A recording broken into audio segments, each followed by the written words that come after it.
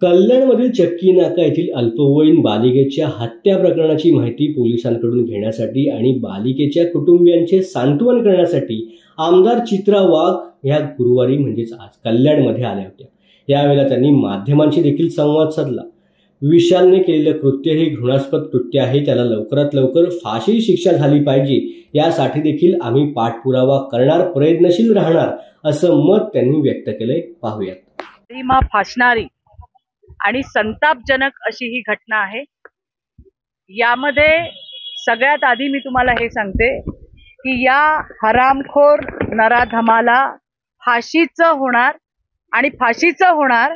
मी स्वतः याचा फॉलोअप घेणार आहे। माझ्यासोबत इकडच्या स्थानिक आमदार सुलभाताई गायकवाड आहेत, त्या सुद्धा परिवाराच्या संपर्कात आहेत। आमचे अध्यक्ष या ठिकाणी नाना सूर्यवंशी आणि संपूर्ण भाजपाची टीम इथे आहे। नाही तर एक व्यक्ती म्हणून आम्ही सगळेजण त्या परिवाराच्या सोबत आहोत।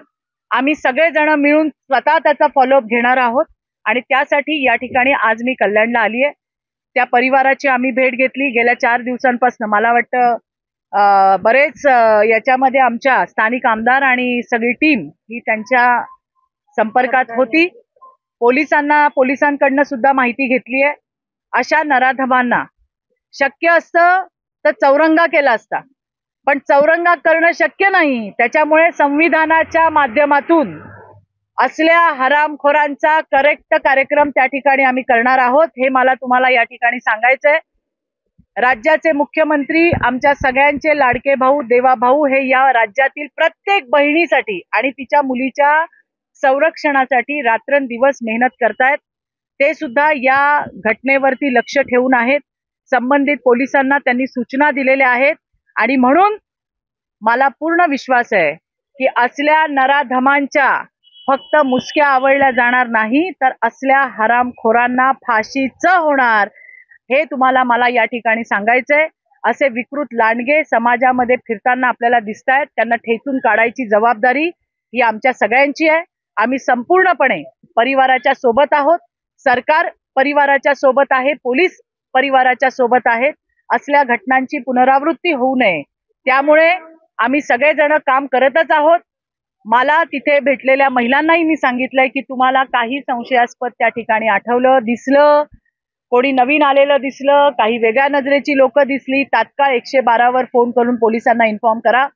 शेवटी आपल्यालाही त्यांना मदत करायची आहे, त्यांच्या माध्यमातून ही गुन्हेगारी आपल्याला मोडीत काढायची आहे। या सगळ्या लांडग्यांना ठेचून काढायचं काम हे येणाऱ्या दिवसामध्ये निश्चित होईल। मुलगी गेली त्याचं अतीव आम्हाला असं दुःख आहे की आम्ही त्या मुलीला वाचवू शकलो नाही, परंतु ज्या हरामखोराने हे काम केलंय आणि त्याला मदत करणारी त्याच्या सोबतची त्याची बायको, हिला सुद्धा त्या ठिकाणी पोलिसांनी ताबडतोब आपल्या ताब्यात घेतलेलं आहे। आताच मी पोलिसांना विचारलं, कोर्टात नेलं होतं, 2 तारखेपर्यंत PCR आहे। पुन्हा एकदा विश्वासाने मी तुम्हाला सांगते की या हरामखोराला फाशीच होणार। यांची विकृती मोडून काढल्याशिवाय महाराष्ट्र सरकार, राज्याचे मुख्यमंत्री देवाभाऊ हे शांत बसणार नाही, हे मला पोलिसांकडनं ही माहिती घेतली की मागच्या वर्षीच पॉक्सोच्या गुन्ह्यामध्ये त्याला बेल मिळालाय आणि बहुतेक कुठलं तरी मनोरुग्णाचं सर्टिफिकेट त्याने त्यावेळेला कोर्टात प्रोड्यूस केलं अशी माहिती मिळते। परंतु तो विकृत आहे। बाहेर आल्यावरती त्याने जी विकृती केली आहे, त्याने एका मुलीचा जीव घेतलाय, एका मुलीचा बळी घेतलाय। त्याचा खोटेपणा हा लक्षात आलेला आहे कोर्टाच्या सुद्धा आणि पोलिसांच्या सुद्धा। या वेळेला त्याची कुठलीही अशी क्लुप्ती इथे चालणार नाही। या हरामखोराला फाशी होणार। पोलिसांनी त्या पद्धतीने त्यांची कारवाई चालू केलेली आहे। एवढंच नाही, या भागामध्ये आणखीनही असे लोक आहेत, स्थानिक महिलांनी सांगितलं, मुलं येतात, गंजाडी आहेत, आणखीन तिथे उपद्रव करतात, अशांनाही सोडण्यात येणार नाही। सगळ्यांवरती कठोरात कठोर आम्ही कारवाई करू।